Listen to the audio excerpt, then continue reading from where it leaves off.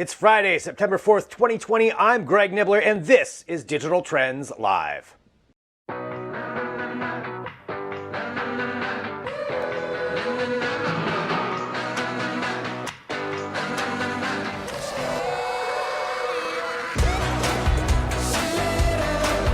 And hello everyone, this is Digital Trends Live. I'm Greg Nibbler and thanks for joining us. And I may have lied just a little bit. We're not exactly live. We actually have the day off today, but we still have a show for you here just like always. And today we're going to take a look back at some of our favorite interviews over the last few months. We get the chance to talk to a lot of people here on this show, and that's what we want to share with you. So coming up first, you know him from Rome. You know him as playing a serial killer. It's James Purefoy here on Digital Trends Live.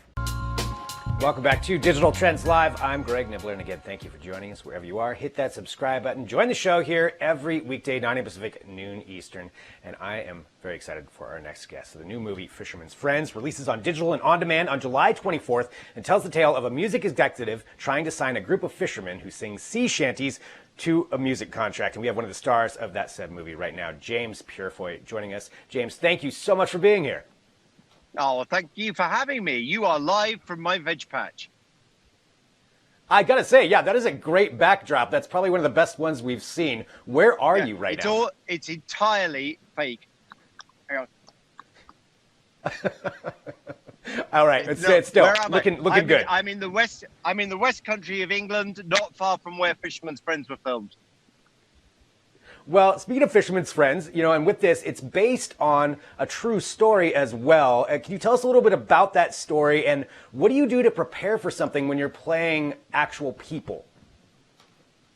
Okay, so the film is about these guys called, they're part of a band called the Fisherman's Friends, and this is not a story about the throat lozenge. That would not be an interesting film. However, it is an interesting film. It's about a band of fishermen who created this group to sing sea shanties, and every Friday night they would sing on the harbour wall in this very small Cornish village called Port Isaac, and they'd get maybe 100 people watching. And then one day a music executive from Island Records came down to visit them, or to visit on holiday, on vacation, saw them and signed them. And an incredibly unlikely story is that they went in to number 6 or 7 in the album charts in the UK, and they regularly now tour and have made, I think, 4 or 5 albums. The first one went platinum. It is a remarkable story, and I play Jim, who is the leader of the Fisherman's Friends, the singing group. That's incredible as a story alone. Now, when it comes to fishermen in particular, I mean, and I think this is true worldwide, there are a lot of superstitions that come into play. And even in the trailer for the movie, it kind of highlights some of those. When you're studying for this, what were some of the weirdest superstitions that you found out about with fishermen?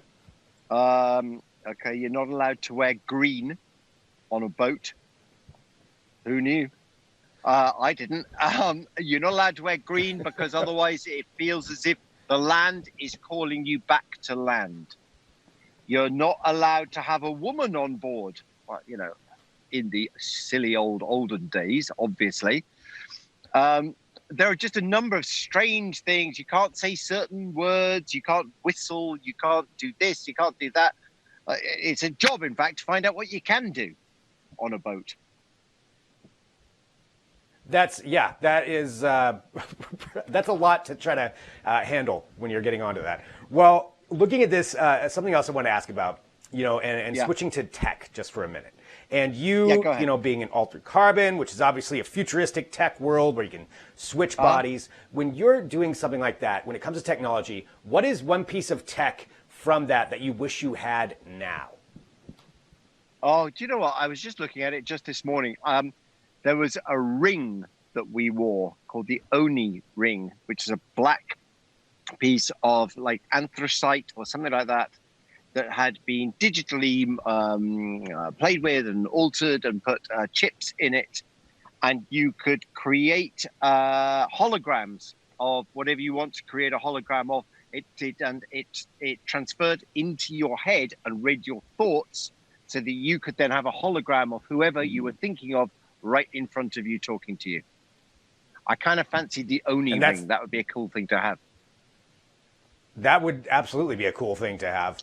Right now, in the modern era, what is the one piece of tech that you wouldn't be able to live without?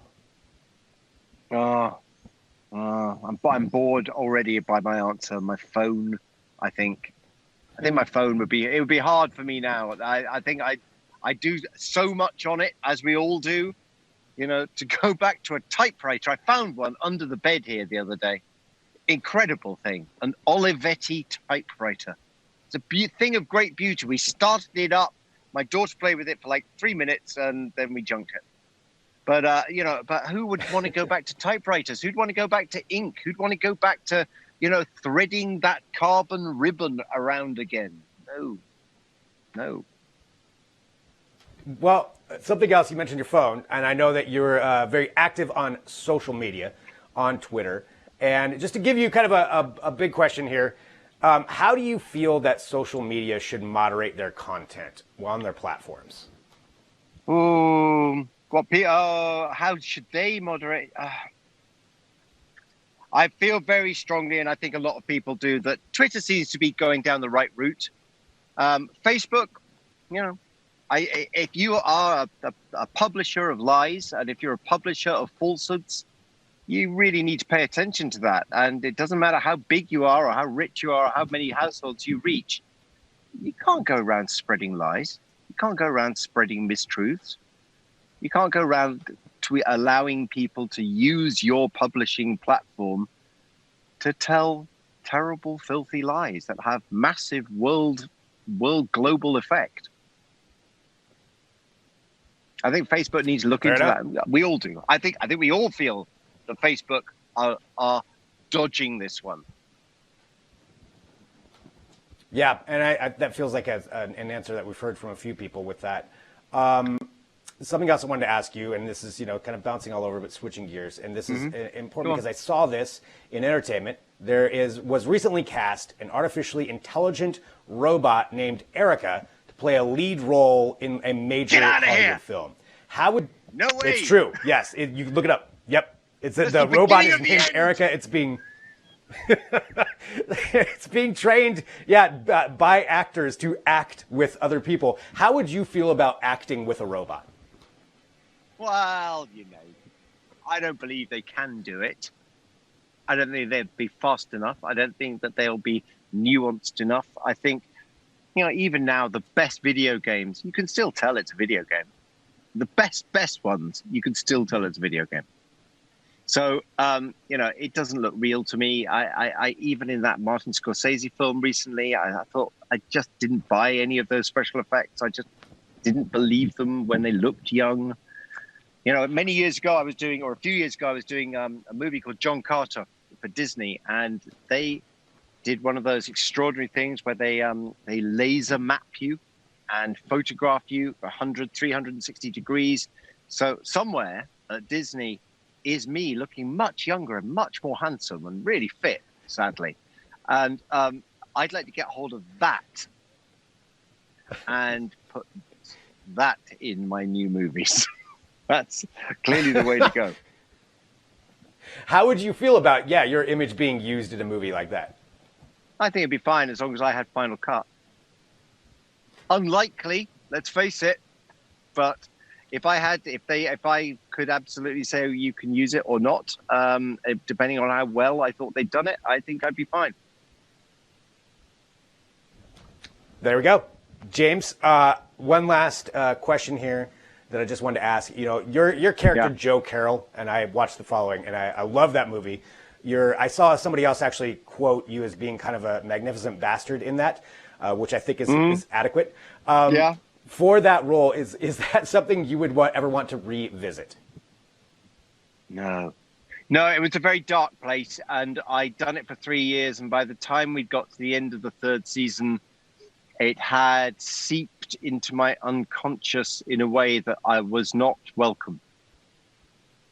Both Kevin and I would have nightmares about that show, and I think that once it gets into that place, it's a dark vortex. And I'd spent 3 years playing the most nihilistic and difficult character I've ever played, so I was kind of done. Fair enough. I mean, you did play it well, so that's I can only imagine. Well, thank you very much. It's very kind of you. Oh, I mean, it was great. You were terrifying. But talking about Fisherman's Friends, going back to that, so it's out on digital right now. What would you like people to take away from watching that movie? Do you know, I think that we live in a time where some politicians seek to divide us and render us apart. This is a film about communities coming together. It's about a community and people and friends and love and kindness.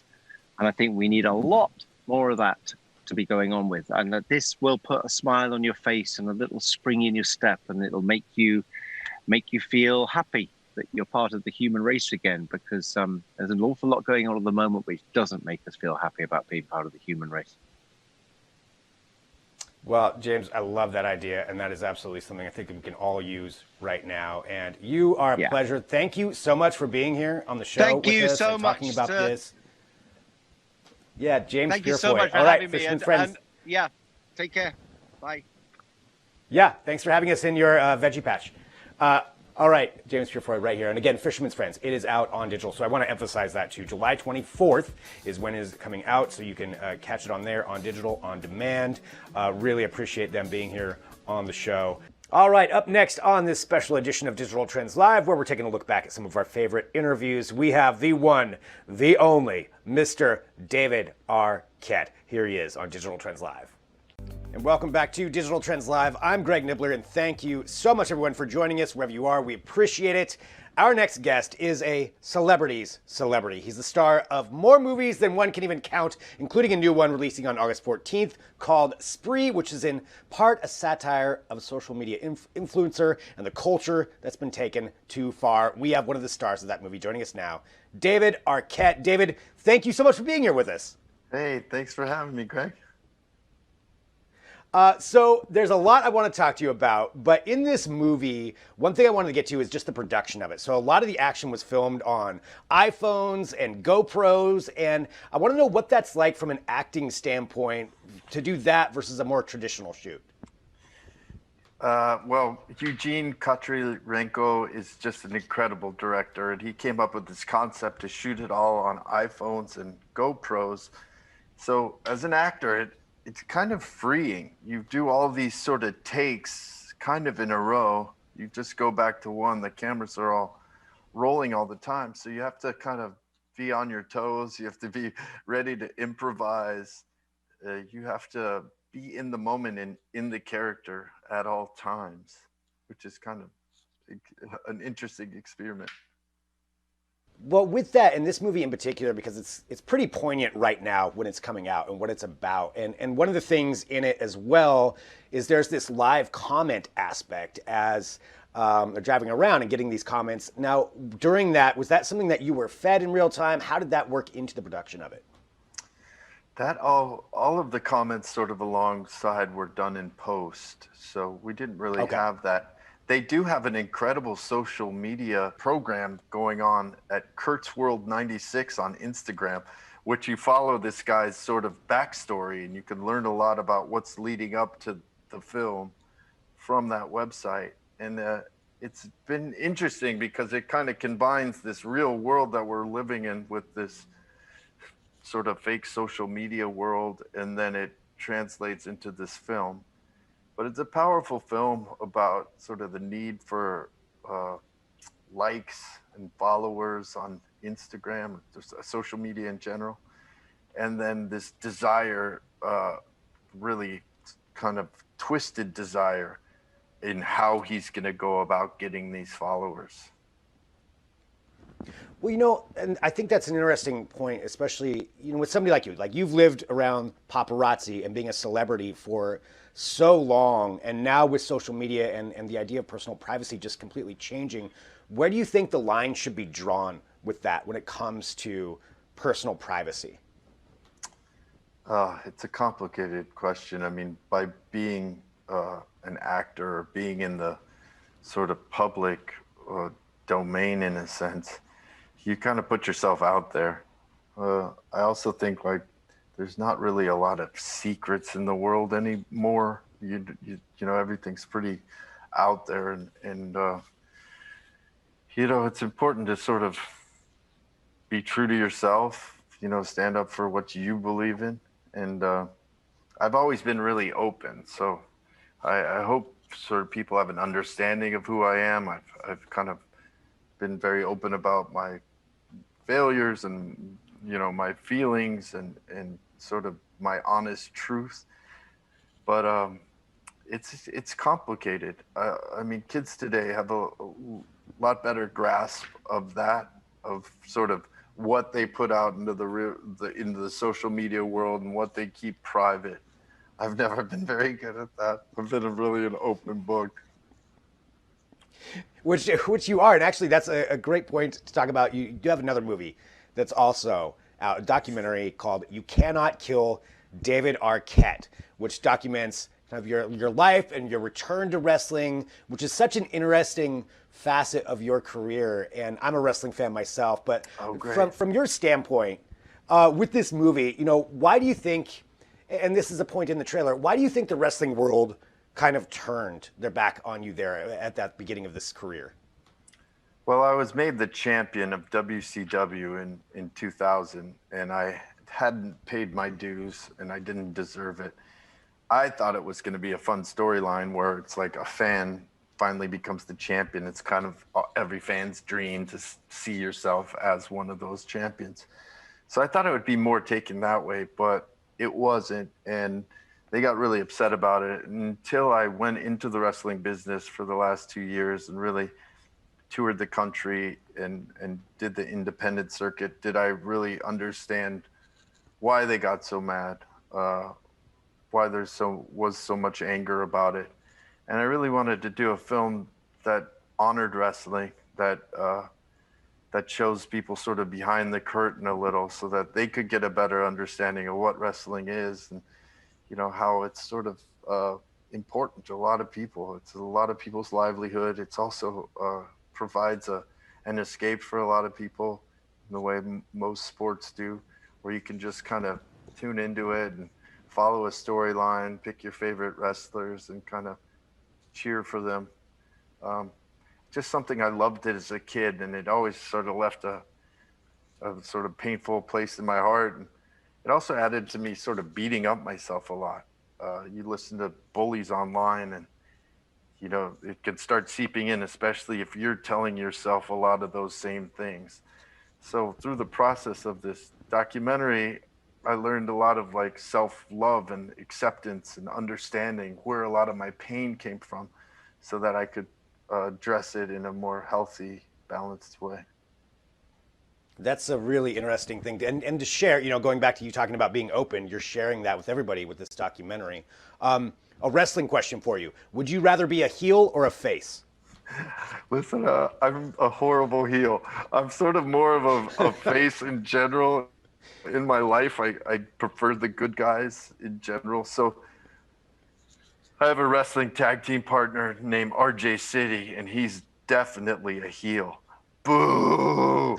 You have to boo heels because they're bad guys. And we have to support baby faces. And, you know, even in this crazy world we're living in right now, there's a lot of heels calling shots in the current state. Right? Yeah. And so that's why wrestling is a great escape. One more just quick question, because I have to ask, because I'm looking at it behind you here. Can you tell us the story behind the monkey that is there over your shoulder? That is the monkey that was in Pee-wee's Big Adventure outside of the bike No store. way! He's got a tuxedo Are you kidding me? in it or something. But it's the same sort of monkey. I'm not sure if it's the same exact one, but he usually waves. His arm's broken, but he waves and moves. And I just like it. It makes me happy. Paul Rubens is a huge influence as a creator and a performer and an entertainer. So I've learned a lot from him. I got a tattoo of Pee-wee on my shoulder. It's one of the people that I really love. David, I'm just going to tell you right now, Pee-wee's Big Adventure is my favorite movie of all time. So the story of that monkey, that is awesome. I don't have a tattoo of him, but I just went and saw him. I could talk to you for an hour about that, but that's amazing. Oh yeah, his live show's incredible. It's so good. All right, going back to, though, you have your movie, both movies, Spree. So Spree, which is going to be coming out on demand on August 14th, so everybody can go and check it out. And definitely watch that. It's a perfect for the time movie, and also your documentary. And David, I just want to say thank you so much for taking some time to join us, to talk to us. I appreciate it a lot. Appreciate what you do and being open with everybody, and just thanks for being you. Thank you for watching all this. It's really what we do. What we do is we want to entertain you guys. So when things click and people really enjoy the films and the sort of television we do, that's what it's all about for us. Well, David, you do great at it, and thanks, man. Thanks for being here on the show, and it's nice to talk to a fellow Pee Wee fan. Yeah, and wrestling fan. And wrestling, yeah. All right, David Arquette right here on Digital Trends Live. And thanks, everyone, for joining us here on this special best of edition of Digital Trends Live, taking a look at some of our favorite interviews over the last few months. And certainly, space technology is always exciting, but what is it going to be like for people who actually go and live on Mars? Well, that's what our next interview talks about. Kate Green pretended to do that here on Earth, and she talks a little bit about what that experience is like. Here it is on Digital Trends Live. So as space agencies make the gradual preparation to send humans out on deeper space missions, longer missions, even to other planets or the moon for long-term durations, there's a lot of study on how we can handle that, living in a confined area like that. And our next guest has a little bit of experience. She spent 4 months in a dome in Hawaii as part of a simulated Mars mission. In her book, Once Upon a Time, I Lived on Mars, Space Exploration and Life on Earth, chronicles that experience. Welcome to the show. We have Kate Green. Kate, thanks so much for being here with us. Thanks so much for having me. So if you could, give us a little bit of background on this mission that you joined, and maybe what made you want to go experience this for 4 months in a dome in Hawaii? Sure. Well, High Seas is a project that lasted from 2013 to 2018, and there were missions of duration from 4 months to a whole year. And the whole purpose of it was to test the psychological challenges of an isolated environment, like what a Mars crew would experience, hundreds of millions of miles away from Earth. So what made me want to do this was, I was a science journalist at the time, and I didn't have any big projects on the horizon, and I thought it would be interesting to feel like what it would be like to be an astronaut. I'd always wanted to be an astronaut as a kid. I guess I should admit that as well. And so you moved in there, and how many people were living in the dome with you? And to get a context, like how big is this area? Sure. This was, our crew was 6 people, and the dome is about the size of a 2-bedroom apartment. It's pretty spacious when you walk in because you have that big open space above you, but there's also a mezzanine area. And there were some pictures there that you saw of our staterooms, which are basically the size of walk-in closets. So we didn't have a lot of personal space. Most space was shared space. When I think about even going on a road trip with someone for a long time, sharing a car with them, there's eventually that point where you either start gelling or you start not getting along. For you, what was one of the biggest challenges of living with 6 people in such a small space? Well, something that was somewhat challenging, but also kind of wonderful, was the fact that we all came from so many different backgrounds. So there were only a couple of us who had English as our first language. And what that meant was we were always kind of trying to understand each other, and you couldn't really easily fall into assumptions. You had to make sure you understood exactly where other people were coming from. Also, by and large, you're just talking to the same people day in and day out for 4 months. We're all eating the same meals, wearing the same clothes over and over again. There gets to be a lot of sameness to it. And one of the big aspects of this mission is that there's a communication delay implemented, which means that we couldn't talk to anyone in real time. Like on Mars, there would be 4 minutes to 24 minutes of a delay in communication. So my crew, these 5 other people, were the only people that I had real-time conversations with for 4 months. One of the terms that you bring up is this term, if I'm saying it right, techno-schmers. Could you talk about what that means? What is techno-schmers? Well, it's this idea that kind of occurred to me. There's a concept called Weltschmerz. It's world pain in German. But it's more than just pain. It's truly anguish, and it's one definition is when the way that you want something to work, the way that you expect the world to be, simply is not that, and in that gap is this pain and anguish. And I was noticing it, especially on this mission. You expect technology to do one thing, to maybe connect you to people at a distance. And then when it fails, when it's trying to be a good social tool and then it fails in being a good social tool. So, I mean, we all experience this, from dropped calls to text messages that take too long. Someone who takes too long to reply to a text message, or Facebook giving you a picture of someone who's died, as a fond memory. This is where you want the technology to do a good thing for you, but it does the exact opposite. And in that gap between your expectation and what actually happens is this pretty severe pain. And I got to thinking about, on a Mars mission, that these sorts of systems should be really carefully considered, because you're further from Earth than anyone's ever been, and the loneliness is it's something that no one's ever known. And so if you have these technologies that are failing in this way, it could actually make the situation a lot harder than it would need to be. I didn't even think of something like that. Now I absolutely know what you're talking about with that term. I've definitely experienced it. Well, and you talked about that, people traveling to Mars, and it's a minimum 6 to 8 months. So you figure a mission, even if they got there and got back, we're talking like 3 years probably. What do you think the biggest obstacle is going to be as far as mental health and mental wellness on a trip like that? I mean, there are well-documented issues that crop up in isolation, and this is such an extreme isolated environment to be in a capsule with people for 6 months, and then you're on the surface mission, which, don't get me wrong, the excitement and the glory would be something so spectacular that you have something to look forward to, and then you have something very real that you're feeling. But in study after study that's looked at Arctic explorations and Arctic isolation missions, you see that people begin to distrust information from the outside. There's an us-them phenomenon.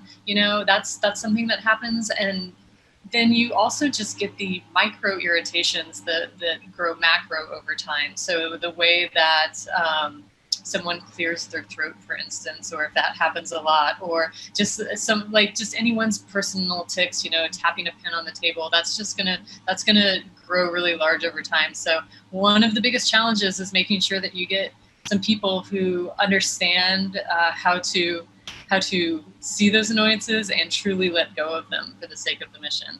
It sounds like an easy thing to do, but I think it's a little bit harder in practice. Oh yeah, I can only imagine. I can already think of all my pet peeves that I need to learn to get rid of. One thing that you talk a lot about too is the importance of good food. Can you tell us why food is such an important factor for something like this, like long distance space travel? Sure. NASA knows that astronauts tend to eat less over time on ISS missions, and the reason for that isn't very clear, but it's a real problem, because if you take in fewer calories, it makes you more prone to disease or bone loss and injury. And so the thinking is you definitely want to make sure that astronauts are eating as many calories as is healthy for them. And so one thought is, maybe once you get back to Mars, when you have gravity, wouldn't it be great to be able to cook, to make novel meals, to get some different flavors other than the pouch meals that you've been used to, and also to have some sort of celebratory aspect of the mission, with food, make a cake, or if it's someone's birthday, make a special pizza or something like that, a stir fry, anything, that's just unusual and fun. And food has a really important psychosocial aspect to it that brings people together and helps for crew cohesion. So there's a lot of interest in looking at the food systems on Mars and how they might be good, not only for astronauts' emotional health, but also mental health as well. What was the first meal you went and got when you left the dome? Oh my gosh. Well, we had trays of fresh fruits and vegetables, which I hadn't had in 4 months. So I was eating a lot of crunchy carrots and pineapple. Nice. Well, Kate, I want to remind everybody too, your book is Once Upon a Time, I Lived on Mars, Space Exploration and Life on Earth. available now for people to get that. And thank you so much for joining us here to talk about this and share your experience. It's so exciting, and experiences and what you've gone through is so beneficial for everybody. And I really appreciate you sharing just a little part of it here. We've also got an article at digitaltrends.com too, where you did an interview for us, and we've got some more information there for everybody. Kate, thank you very much for being here with us. Thank you so much for having me. All right, and thank you everybody for joining us here on this special edition of Digital Trends Live. We looked at some of our favorite interviews here from the past few months, but naturally we've got them all up at digitaltrends.com as well. And I want you to hit subscribe, share the show, let other people know about it, because we like to be here for you every single day with all those tech headlines, news, interviews, and discussions that you need. I'm Greg Nibbler. I'll see you right back here again with another edition of Digital Trends Live.